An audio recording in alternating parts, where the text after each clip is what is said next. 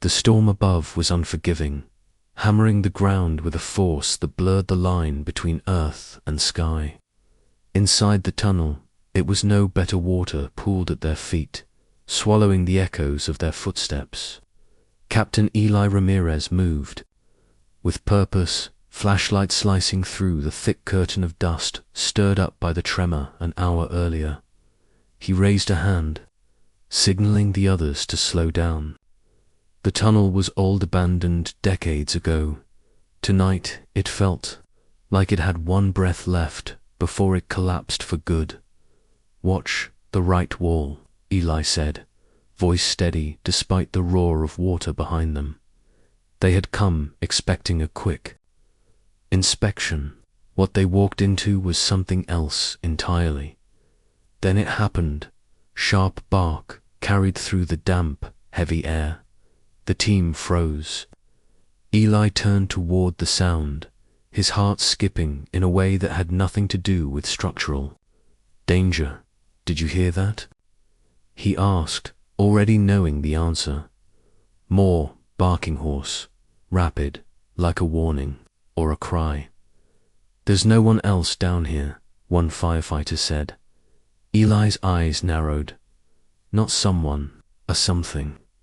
The barking continued, each burst more urgent than the last. It wasn't random. It was pleading. He took a step forward, then another, ears straining to locate the source in the maze of echoing concrete. It wasn't just noise. It was a call. The barking tugged at something deep inside him. Not logic, not training. Something older, more fragile. He hadn't felt this pull in years, not since the night he held his daughter's hand as it grew cold. Not since he folded her favorite blanket and couldn't bear to unfold it again. This tunnel was just rock and dust, but the sound, that sound held something alive, something left behind. His jaw clenched.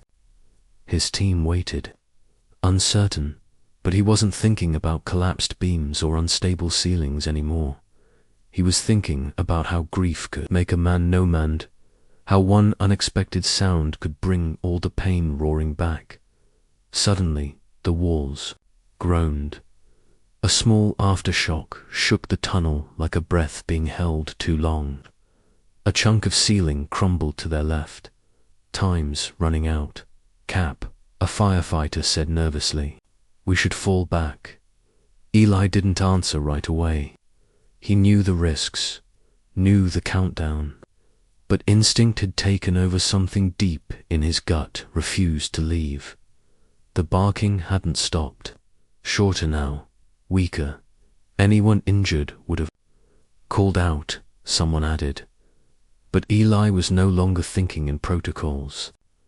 He was thinking in fragments of memory, of lullabies, of hospital monitors, of tiny fingers that once held him.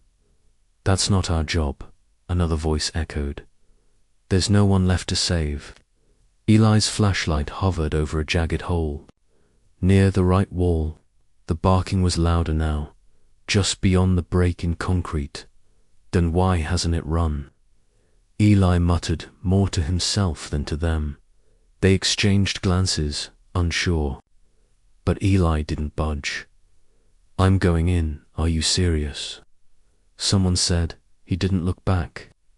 You don't leave someone behind, not when they're still fighting to be found. Was it foolish? Maybe. But Eli had followed protocol his whole life. Tonight, something else was guiding him. As he stepped closer to the wall, the beam from his flashlight caught a gleam of metal on his wrist. A tiny charmer, butterfly dangling from a thin, worn bracelet. It was the only thing he'd kept, the only thing he hadn't buried. He lifted his hand slowly, fingers brushing against the crumbled stone. He pressed forward, squeezing through the narrow break. The barking grew louder, then paused. He could feel his pulse in his throat. "Just hold on," he whispered. To whoever or whatever was waiting in the dark, Eli's flashlight trembled. slightly as the beam fell on a shape low against the tunnel wall. Golden retriever, caked in mud, ribs showing beneath matted fur, and soaked to the bone. She didn't bark now. She stood still, her body tight and low, muscles quivering. Not with aggression, with fear, and something else. Her eyes didn't look at the firefighters. They looked behind her, as if her purpose wasn't to be rescued, but to protect.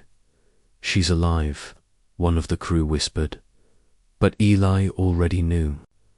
He could see it in her stance, alert, stubborn. She wasn't waiting for someone to find her. She was waiting for someone to understand. Eli stepped closer, slowly, his boots squelching in water. The dog didn't flinch. She didn't move. A closer look revealed her raw, bloodied paws, the fur rubbed off in places. Her collar frayed and nearly snapped in two, hung loose around her neck. Teeth marks circled its edges. She chewed through it, Eli murmured. She wasn't left here. She broke free to get here. The team watched, confused. To them, it was just a stray in a dangerous place. To Eli, it was different. This dog hadn't wandered in. She had come for a reason, and she wasn't barking. For help, she was calling them toward something. Another crack echoed through the tunnel ceiling. Dust rained down. Someone swore under their breath. "Eli," a voice warned. "We've got maybe 5 minutes before this place folds." But Eli didn't move. The dog's eyes finally met him. In them, he saw exhaustion, yes, but not surrender. There was something more, something deeper. That glassy stare, so hollow, so broken, it mirrored the one he saw in the mirror for months after losing his daughter. No bark, no growl, just that look. It wasn't demanding. It didn't plead. It waited, and somehow Eli knew she wouldn't move unless he followed. The team grew louder, nervous now. "We can't stay here, Cap. She's just a dog." Eli dropped to one knee. "No," he said softly. "She's more than that." He extended a hand, fingers open, not pushing, just offering. The dog shifted slightly. Tail tucked so far under it nearly disappeared. Her nose twitched, taking in his scent. But she didn't move away. For the first time in years, Eli felt something crack open in his chest. He hadn't reached out to anyone in a long time. Not like this. And here he was, on his knees in a collapsing tunnel, offering peace to a creature as broken as he was. Seconds passed. The dog didn't advance, but she didn't flee. Her eyes flicked between Eli's hand and his face, like she was trying to make sense of him. The tunnel moaned again, louder this time. Still, she stayed. Still, Eli waited. He could see the indecision in her eyes, the pull of instinct and fear, clashing with something gentler. Trust didn't come fast. He knew that better than most. But she wasn't running, and that was enough for him. She made the decision before he did. A sudden twist of her body, ears perked, and then a bark. But not at Eli. The sound was aimed behind her. Softer than before, but more focused. Urgent, she took a single step forward. Then stopped, looked back at him. Another bark, and then silence. Eli stood slowly, breath held. "She's not stuck," he said quietly. "She's leading us." Eli wiped his palms on his gear and looked behind him. His team stared back, wide-eyed. "Are you sure about this?" one asked. "No," Eli said. "But she is." He followed the dog without hesitation, his heart pounding. In his ears, not with fear, but with something he hadn't felt in a long time. Hope, not the idea, not the emotion, the dog. Hope lowered herself, paws scraping across jagged stone as she slipped through a narrow gap in the wall. The space was barely wide enough for her, and yet she went with purpose, not fear. Eli crouched down, shining his light into the crevice. It was tight, dangerous, the kind of space firefighters were trained not to enter alone, but he didn't think so. He just moved. Cap. Someone called out behind him. "I'm going," Eli said, already halfway through.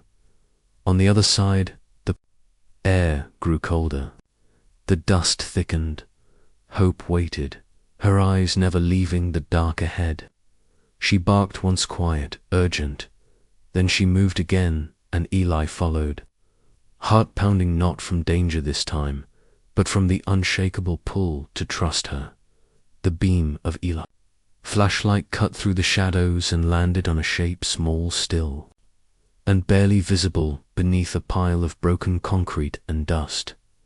He dropped to his knees. A girl no older than 8 lay cradled in the crook of a collapsed pipe. Her skin was pale, her lips cracked. She wasn't crying. She didn't have the strength left for that. Hope crept closer and nudged the girl's shoulder gently with her nose.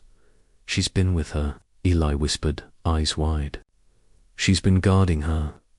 Her coat was coated in grime, but under the mess was a thin layer of warmth. Hope had curled around the child, shielding her from cold, from darkness. From time, Hope looked back at Eli and let out a low, almost mournful sound. She hadn't just survived. She had stayed. Command. "This is Ramirez. We've got a child. Alive. I repeat, child found alive." His voice shook. He leaned over the girl, checking for breath. Faint, but it was there as he scooped her into his arms. Hope didn't flinch. She pressed her body against his leg, eyes locked on the child like a soldier unwilling to abandon her post. Eli glanced down at her. "You kept her safe." He wasn't sure if he was speaking to her or about her. Didn't matter. He was already cradling both of them, girl in his arms, dog by his side, as Eli adjusted the girl's weight in his arms. Hope stepped closer and gave the child's cheek a soft, deliberate lick. She whimpered a quiet, almost questioning sound. Then, gently, she nudged Eli's hand with her nose. He felt the gesture more than he understood it. A nudge, a look, a plea. "Take care of her. I've done all I can." Eli reached down and rested, his hand on Hope's head. "I've got her now," he whispered, and somehow Hope seemed to understand. The tunnel trembled. Collapse. Someone shouted. Eli ran, child in arms, Hope at his heels. Concrete rained down behind them as the world gave way. The crevice they'd crawled through vanished in a cloud of dust and stone, but they made it. They stumbled into open space, gasping, coughing, shaken but whole. Hope pressed against his side as the medics took the child. And for the first time since, his daughter died. Eli felt something other than loss. He felt grateful in the following days. Eli visited the hospital without fail. The little girl was stable, hydrated, bruised, but alive.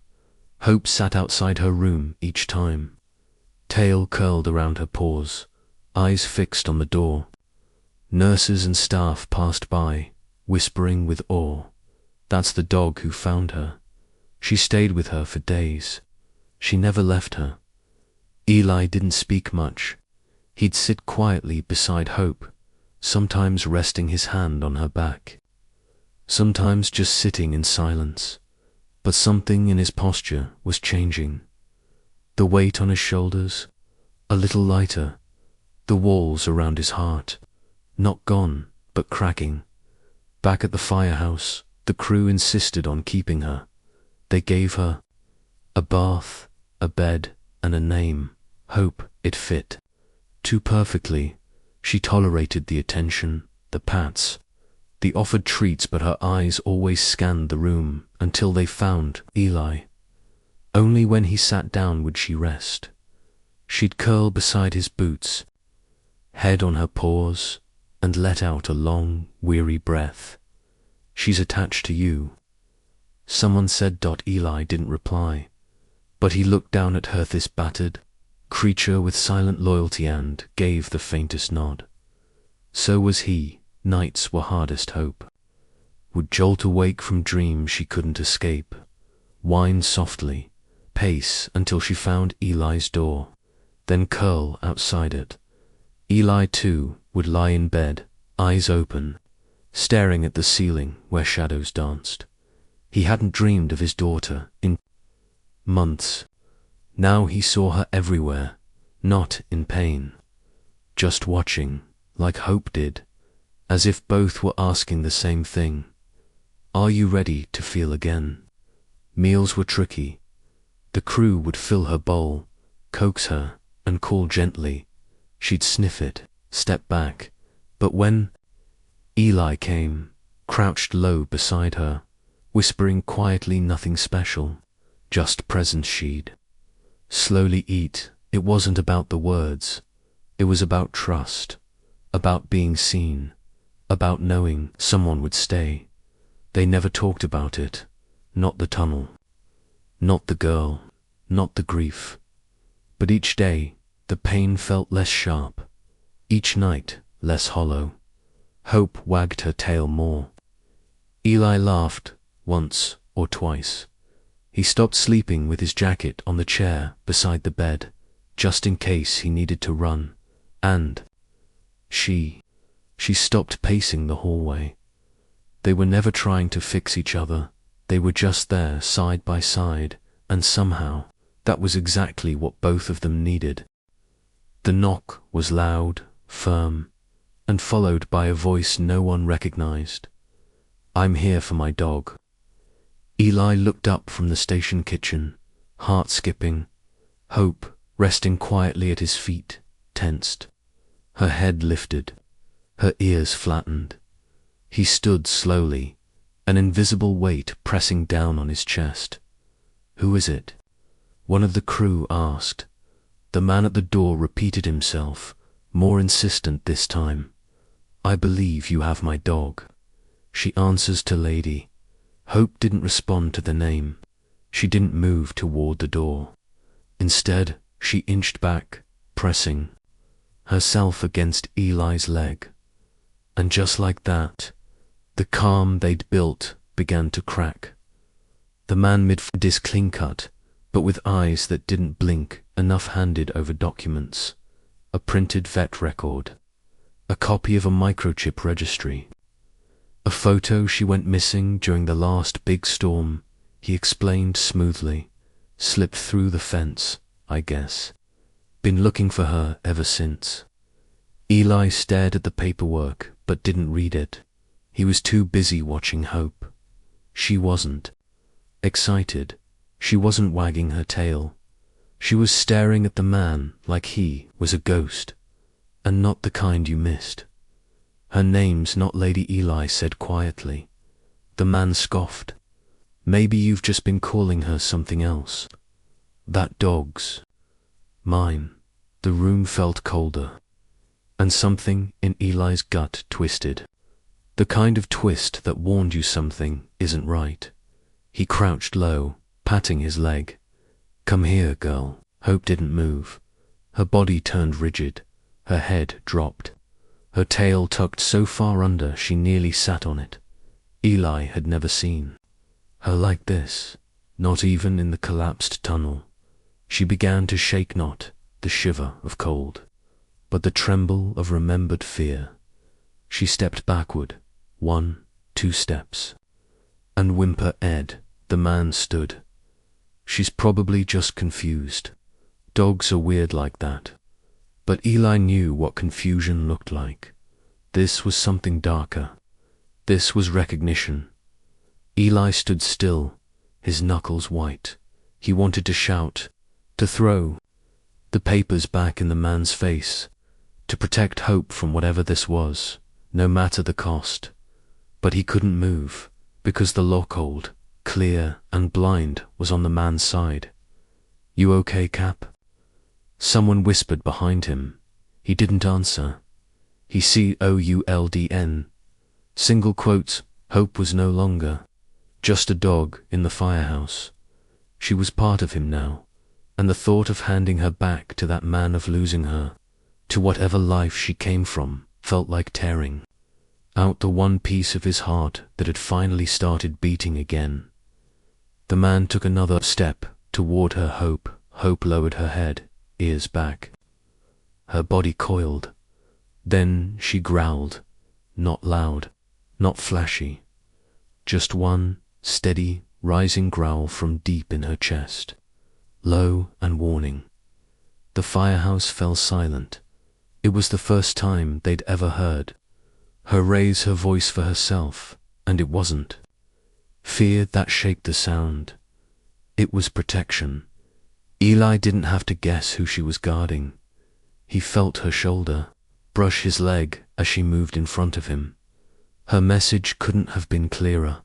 Don't touch him. Click. The sound of a phone. Camera snapped through the quiet. One of the rookies had instinctively lifted their phone. The moment played back on the screen seconds later. Hope's growl, her body shielding Eli. The man's awkward freeze. Eli saw the footage. Over his shoulder, it wasn't long, just 5 seconds, but everything they needed was in it.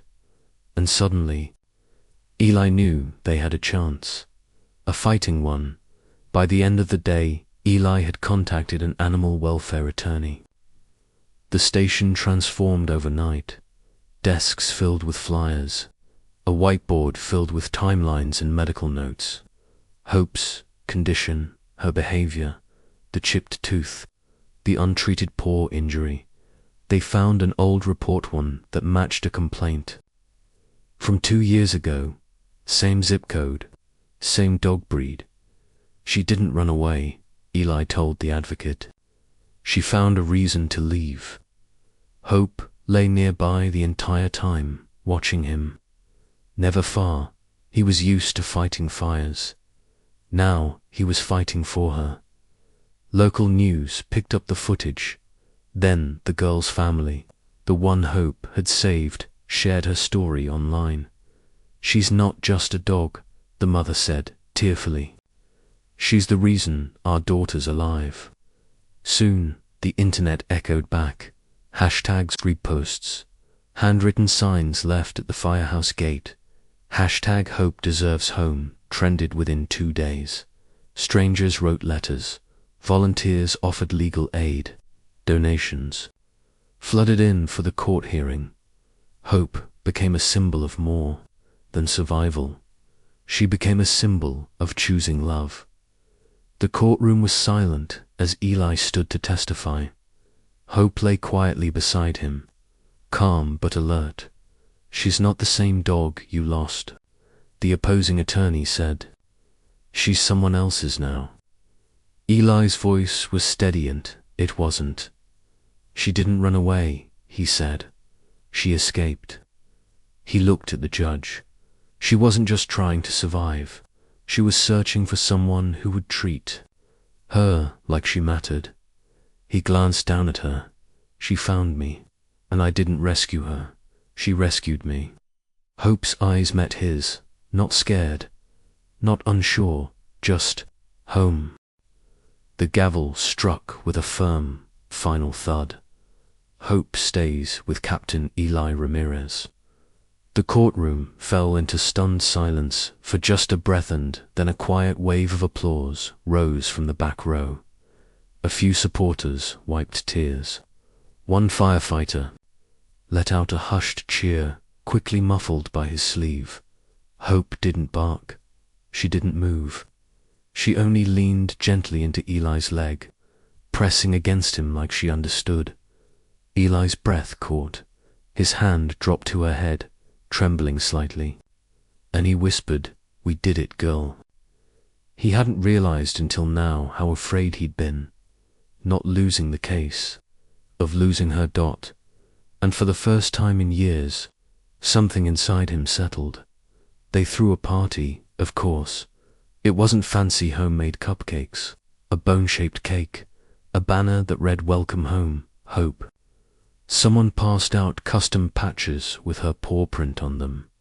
But the real gift came in a small box. Inside, a new collar, brushed leather, stitched with care, and the tag engraved in bold letters. Hope Ramirez. Eli clipped it around her neck himself as it clicked shut. Hope tilted her head, then leaned into his touch with a familiar weight. Cheers rang out, but Eli barely heard them. He was too focused on the glint of her tag in the sunlight. Proof she finally belonged somewhere. The sky was overcast, quiet, like it was holding its breath. Eli walked the cemetery path slowly, every step heavier than the last. Hope walked beside him, leash slack, head low but calm. He stopped in front of a small headstone. The flowers there had long wilted. The name still made his knees weak. Isabel Ramirez. For years he hadn't come, couldn't, but tonight he knelt. He ran his hand across the stone, brushing away leaves and dust. "I'm sorry it took me this long," he whispered. Hope sat close, silent, her chin resting gently on his knee. Eli reached for her without looking. She didn't move. They stayed like that for a long time to broken hearts, still beating, one finally starting to heal. Months passed, and life found a rhythm. Hope stayed at the station full time. She trained alongside the crew not to charge into fire, but to stand steady afterward. During rescues, she'd wait by the truck, ready to comfort frightened children, to nuzzle someone in shock, or just to sit still when silence was needed most. She didn't jump at sirens anymore, didn't shrink from chaos. When people panicked, she remained grounded. More than once, someone cried into her fur, and more than once, Eli caught himself doing the same. She wasn't just a survivor, she was a healer. The day she returned, Eli recognized her instantly, the girl from the tunnel. She was healthier now, smiling, hair longer, stronger. Her parents stood back, letting her walk forward alone. She paused, scanning the room. Then her face lit up. "Hope," she called softly. The dog's ears perked, tail swayed. Hope didn't run, but she moved with purpose. Closing the distance with quiet grace, the girl dropped to her knees. Hope rested her head gently on the child's shoulder. No bark, no whine, just a quiet reunion, just recognition. And when Eli saw the girl's eyes fill with tears, not from fear, but from peace, he felt his own start to burn.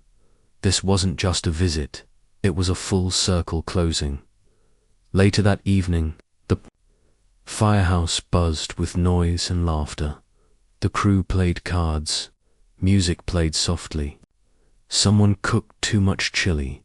Hope lay beside Eli's chair, calm, her ears occasionally twitching at the noise, but her eyes never leaving his. He looked down at her. She was already watching him, not needing anything, not afraid of losing him, just there, present. Eli gave a quiet smile, reached down and scratched behind her ear. "I know," he murmured. "We're home." And for the first time in what felt like forever, the word home didn't feel empty. It felt earned. Everyone had said Hope was lucky to survive that tunnel. But Eli knew better now. It wasn't luck that had carried her through the dark or kept her beside that child for days without food. It was heart. And somehow, in caring for her, in learning when she needed space, when she needed stillness, when a hand on her back was a Nephili, had learned something far harder, how to feel again. He had buried so much For so long, his grief, his guilt, his memories. But Hope didn't need him to be fixed. She just needed him to stay, and by staying, by showing up for her every single day. Eli found the parts of himself he thought he'd lost. It wasn't the firefights or court hearings that changed him. It was a quiet morning on the station steps. It was watching her sleep beside his boots. She didn't just need rescuing, she rescued him. People kept asking about the day he found her, about the creaking tunnel and the girl under the rubble, about the bark that led him forward when everything screamed to turn back. But the real rescue happened after. Not in flashing lights or in headlines, but in silent, stubborn moments. Hope curled beside his bunk during thunderstorms. Hope pacing beside him in the cemetery. Hope nudging his hand when the memories came too fast, too heavy. They hadn't made each other whole overnight, but they'd chosen each other again and again. And in that choice, the pain didn't disappear. It just became bearable, because when someone walks beside you, even with scars, suddenly, you're not walking alone. Some nights were still hard. The empty chair at family dinners, the echo of a laugh that only lived in memory, the sharp sting of fire sirens still tied to loss. But now, those nights ended differently. Hope would rest her head on Eli's knee, her warmth enough to steady him, and Eli would whisper a name into the silence. No longer afraid to remember. Their grief didn't cancel each other. It carried it, made it gentler, like two halves of a broken thing. No longer trying to hide the cracks, but holding each other in the places that hurt. Eli thought the tunnel had changed everything. But it wasn't the falling walls or the buried child. It was the look in Hope's eyes that night, tired, trembling, still holding on. She hadn't given up on life, and Eli had finally found a reason not to give up on his own. So maybe he didn't rescue her at all. Maybe, just maybe, she found him first.